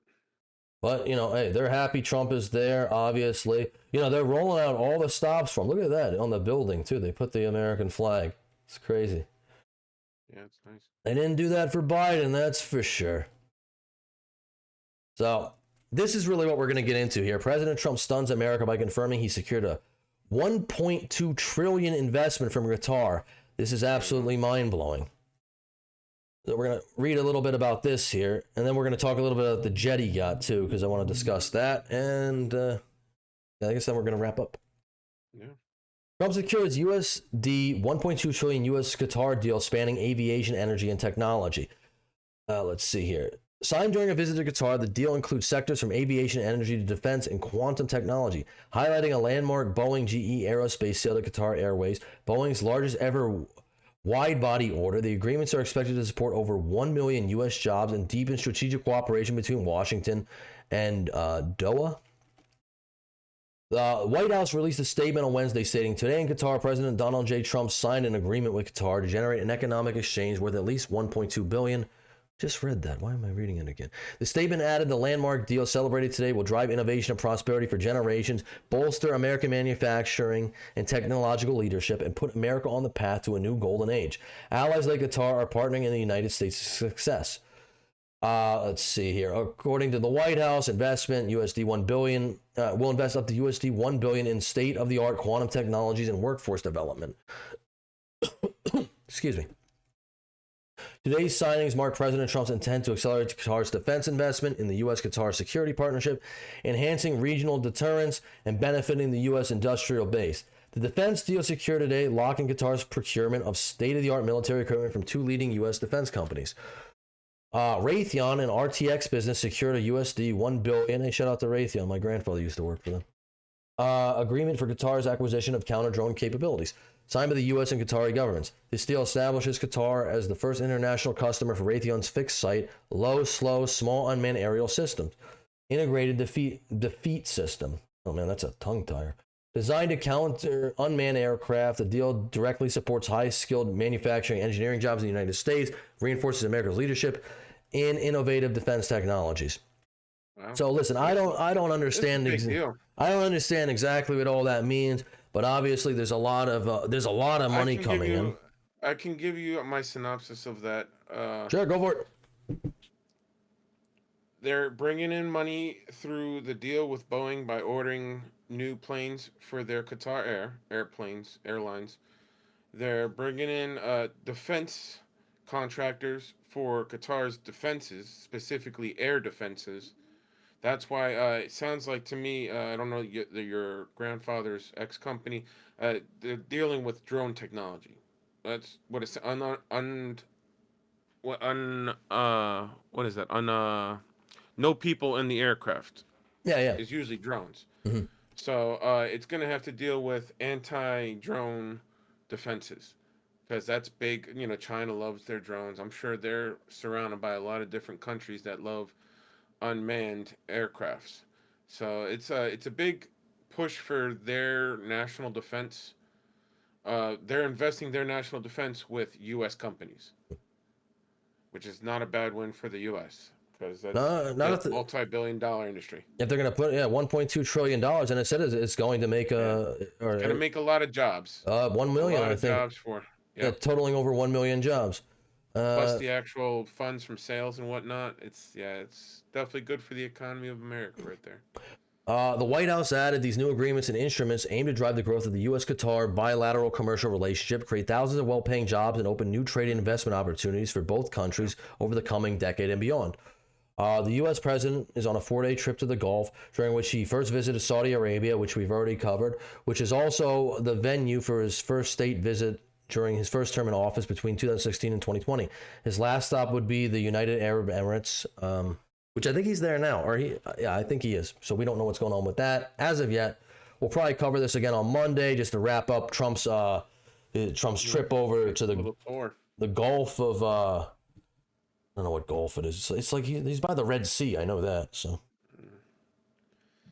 So well, we've gotten some good news for his first couple days over there. Hopefully, he'll continue that trend. This is a huge win. I mean, $600 billion from Saudi Arabia, 1.2 from Qatar. We're going to see what he's going to scare up in the United Arab Emirates. But obviously, it's good. We're respected on the world stage. They're rolling out the red carpet, or I don't know if they've maybe it's like the purple carpet over there. But they're rolling out the carpets for him. There is a little bit of backlash that's going on. Over this gift from Qatar that Trump has been given this plane. So we want to cover this real fast. MAGA backlash, Trump's plan to accept Qatari plane draws fire from friends. Washington, criticism of President Donald Trump's plan to accept the Palace in the Sky Boeing 747-8 plane from the Qatar royal family isn't just coming from the Democrats and the president's other usual critics. MAGA loyalist Laura Loomer, a far-right activist who has a close relationship with Trump, and conservative commentator Ben Shapiro have publicly opposed the move, in addition to several Republican members of Congress who typically have Trump's back. I trust Qatar like I trust a rest stop bathroom, said John Kennedy from Louisiana. With those guys, trust in God, but tie up your camel. Trump has welcomed a foreign gift he says he would be stupid not to accept, the $400 million jet from the Qatari government, decked out in chic interior lounge furnishings that he wants to make the temporary Air Force One, while Boeing completes 2 new Air Force One jets with an expected completion of 2027. It would be the largest. It would be the largest ever foreign gift to a U.S. president. Yeah, and I'll keep it pretty simple. It would be disrespectful for any leader to not accept that gift. And I don't know what the U.S. government officials need to understand that. That is bigger than America. It is bigger than our politics. We have to accept that. It's how it's done and move on. It is not a bribe. It is something they offer to countries they respect and leaders they respect. we should take it as a sign of appreciation that they want to deal with us on a business level, on an economic level, on a national level, and keep going. Because right now we're complaining that they like us. And that's just stupid. Like, of course America would complain that a country likes us and our leader. Well, that's my two I mean, cents. we have So accepted that's gifts my take. before. I mean, France gave us the Statue of Liberty. But I think I kind of actually agree. I don't, I mean, I understand it would probably be, the optics of it would not be good if we're trying to bolster relationships. They're investing a lot in our country. The optics would not be good, to not accept the gift. However, I don't think, and it's kind of a lose-lose. American politics are not national politics. American politics are about cosmetics. National politics are not about cosmetics, man. You have to play the game or you're not going to play. When it comes to national politics and dealing with country leaders. I agree. I think Trump is right. It would probably be disrespectful to not accept it. But it's almost like an impossible position. What do? They offer you this. That'd be a Biden move. That would be a Biden move. Right. No thanks. I don't need that plane. Well, I don't think they'd ever even offer Biden a plane. No, Biden wouldn't get the offer. But even if he did get the offer and the sign of respect, he'd be like, oh, no thanks. I'm good. I'm not going to fly that much. I like to drive instead. No, but stupid. Optically, But it doesn't. Yeah. It's bad optics all around. If you accept the gift, it's the optics are not great. There's no winning one way or another, but you should. And you should probably if you don't want accept Qatar it as a nice ally. If you don't accept the gift, then you're running the risk of, like, these people just invested a lot in you. You have to you kind of have to accept it. Yeah. Seeing the positive side of being on their good side, do you not want to be on their good side? Are you saying we should turn it down and be on their bad side? Because what they're getting are the products and services that they're going to purchase from us. It's not like they're bribing us to do certain things. They're getting products and service for us, and they're paying for it. That's it. That's all this deal is. They're just guaranteeing that they're going to buy these products and service from us. Well, I'm not going to continue reading on. I know what Ben Shapiro and Laura Loomer are going to say. They're going to say everyone can have ties to Hamas, Hezbollah, all that stuff. But they just absolutely not. They just invested $1.2 trillion in us. It'd be rude to not accept the gift in that, because it is to bolster friendship and whatnot. But it also optically, I don't think it looks good for a president to accept this gift. But yeah, I think Trump's for decades and decades, especially in the Middle East, it is known practice for royal families to give exuberant gifts of Porsches, of Lamborghinis, of planes, of whatever they want to gift. They give gifts to people that they want to give gifts to. Well, I'm not saying, I'm not disputing that it's not. I just think the optics on it, I think it's a damned if you do, damned if you don't situation. But that's neither here nor there. Trump has accepted the plane.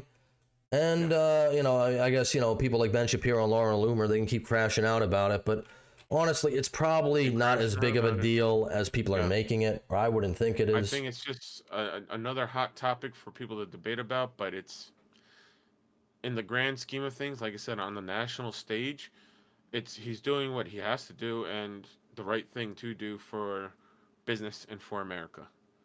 Because it would be an insult on Americans to refuse the gift. Well, what do you think about the people like Rick Scott here? He says, my concern is his safety. Qatar supports Hamas. The Hamas leaders live in Qatar. So my concern is the safety of the president. How are we going to know that the plane is safe? Well, you get somebody to inspect it. I think that's valid.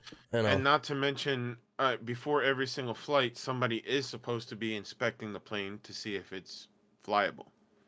That is required before you take flight.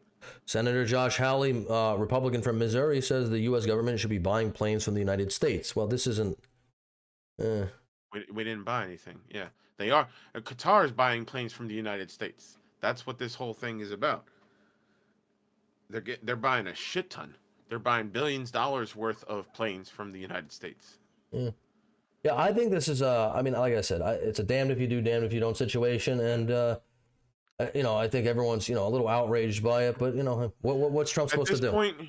At this point, the options would be, if you want to be all high and mighty and not take the gift, then most likely that comes with not getting the deal. You risk the 1.2 So do you want trillion the investment, deal yeah. and the gift, or do you want to stand on your high horse and not take the gift, and then also not get the $1.2 trillion deal? I think that's pretty true. You tell me what's smart, what's more logical, what's more sensible. Well, I don't know. This is why I'm not a politician. Yeah. In all honesty. And to me, that's not a political move even. That's more of a geopolitics businessman right move. here. This is one of Donald Trump's businessman moves. He understands that, look, it's not good business if I refuse this gift. I don't care what people think. It's not good business if I refuse this gift. I know. It just gives, the Democrats and, it gives people a lot of fodder is all I'm saying. Yeah. I agree. And I'm sure he's like, they could fart all they want. That's what I'll say. All right. Well, I think that about wraps it up. I have. I started on this. I forgot to do an end slide. I'm sorry. We're so busy with the James Comey. We had a lot of stuff today. The James Comey situation was so big, and I was like, oh, I'm scrambling to get some clips on this. I completely forgot about an end slide. That's probably some major news, especially developing over the last 24 hours. But this is an interesting comic. Anyway, shout out to SKS Cartoons. This guy's really good. Exactly. I'll take a bribe from Big Pharma, but not from somebody that invests trillions of dollars into us. Yeah, no, true. All right, well, that does wrap up our show for today. Again, please leave a like on the video if you enjoyed it. Please comment down in the comment section. What was your favorite segment? What do you think we could improve on? What do you think we did well? Or did you think we did anything well? Maybe we didn't do anything well. Do you think Trump should have taken the plane? Let us know. Yeah, let us know down in the comments. I think we're about tapped out for today. Long episode. You got anything else? Nothing. Thank you for joining us. All right, from the Duke and Dutch Show, podcast, live, whatever. See you on the next one. I'm Dutch, that's Duke, and we are signing off. We will see you in the next one, and thank you for joining us. Later.